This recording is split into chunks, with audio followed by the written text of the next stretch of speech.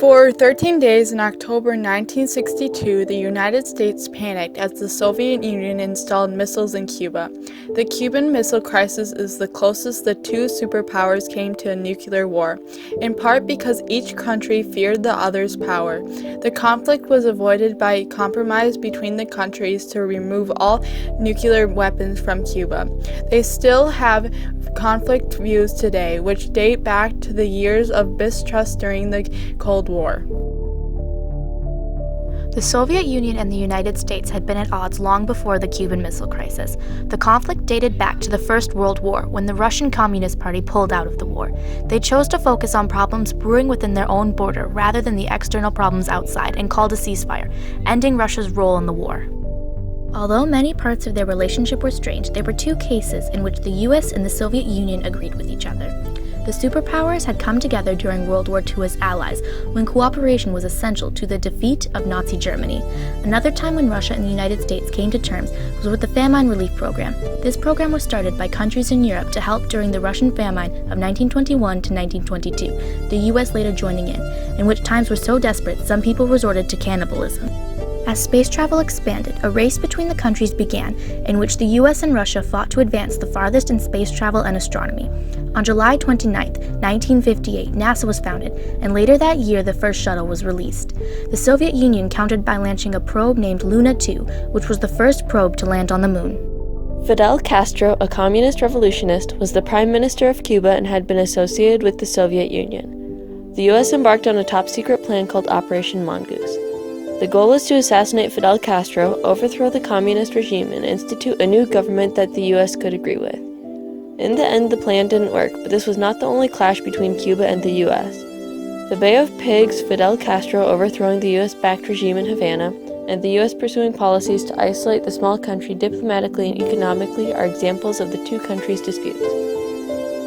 Nikita Khrushchev was the premier of the Soviet Union during the Cuban Missile Crisis. The video explains the crisis from the perspective of Sergei, Nikita's son. Through this, the Cuba became to the Soviet Union the same as the West Berlin to the United States. Useless small piece of land, very deep inside hostile territory.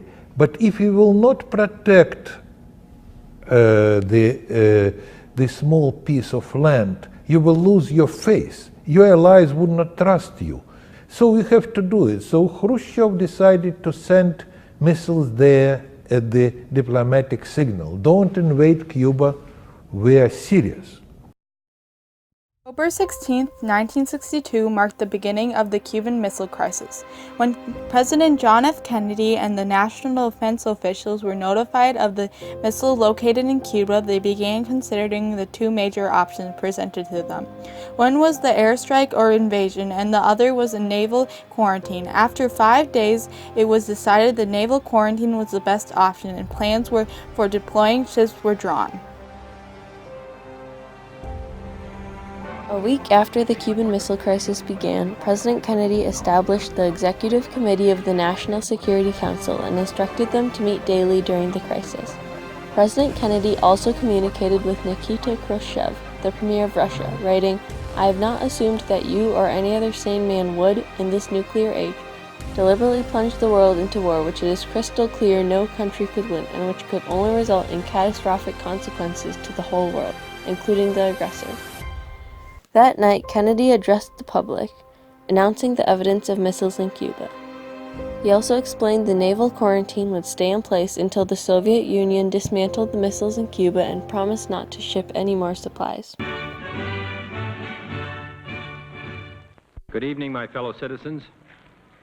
This government, as promised, has maintained the closest surveillance of the Soviet military buildup on the island of Cuba. Within the past week, unmistakable evidence has established the fact that a series of offensive missile sites is now in preparation on that imprisoned island. 9 days after the Cuban Missile Crisis began, Kennedy wrote a letter to Nikita Khrushchev, urging him to switch his strategy. By now, some missiles in Cuba were operational, although the blockade prevented any new weapons from entering. On Friday, October 26th, Khrushchev wrote to the U.S., proposing that the Soviets would remove the missiles from Cuba. In turn, the U.S. would lift the quarantine and promise not to invade Cuba. The next day, the Executive Committee and Khrushchev reached the understanding that the Soviet Union would withdraw the missiles from Cuba. In exchange, the U.S. promised not to invade Cuba. In another secret agreement, the U.S. agreed to remove the Jupiter missiles from Turkey. October 28th was the last day of the Cuban Missile Crisis. The 13 most dangerous days of the Cold War were over, and Radio Moscow broadcast the important news. In the American history, we present Cuban Missile Crisis as the clash of the superpowers and changing balance of power. And it was impossible to change balance of power in this way, because American superiority was too big. America at that time has 159 ICBM and about 2,500 strategic bombers that could attack Soviet Union. Soviet Union had only 24 ICBM. So would you add 50 missiles in Cuba, it will not change. Negotiations between the U.S. and Russia created new ties and agreements previously not there before. A hotline was introduced, allowing the President of the United States and the Premier of Russia to have direct communications with each other.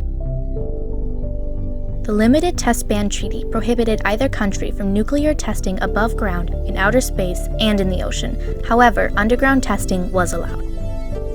Nuclear Non-Proliferation Treaty, or the NPT, was an agreement signed in 1968 by several of the major nuclear and non-nuclear powers. The power pledged to contain the spread of the nuclear technology. Although the NPT didn't prevent nuclear expansion, the treaty was a major success because it set a model for international corporations between countries to prevent proliferation. The NPT continued to be heralded as an important step in the ongoing efforts to prevent the spread of nuclear weapons. Still, it had one major shortcoming. Two nuclear powers, France and China, did not sign the agreement, as well as a number of non-nuclear powers. Because of the way the U.S. acted during the Cuban Missile Crisis and the New World Order of the Cold War, France decided to leave the NATO military structure, meaning France withdrew its military officers and its force from the NATO force structure in 1963, and in 1966 completely withdrew from all NATO military activities. Khrushchev's reduced authority and Russia's negotiations with the U.S. also affected the relationship between the Soviet Union and Cuba, and eventually affecting the alliance. But it held strong until 1991, when the Soviet Union collapsed and the alliance with it. Cuba's trading privileges and aid suffered greatly, but soon found allies in neighboring Latin countries. After the negotiations and the hotline between the U.S. and Russia was installed, ties that were previously not there formed and stayed, allowing for a more stable relationship to bloom between the two superpowers. And this relationship was helped by the fact that both understood the consequences of yet another near-nuclear war. The military tactic MAD, otherwise known as mutual assured destruction, is when if a nuclear war were to occur, opposing sides would cause complete annihilation of each other. This is what the US and the Soviet Union knew would happen if a nuclear war were to start between each other, preventing the threat from happening again. The uniqueness of the Cuban Missile Crisis helped the U.S. government learn lessons that have been used in crises and situations to help guide leaders down the right path. One example is when the George W. Bush administration thought, after 9/11, it would be best to attack Iraq. In order to support their argument, they twisted the meanings of the lessons to argue for a preemptive attack in Iraq.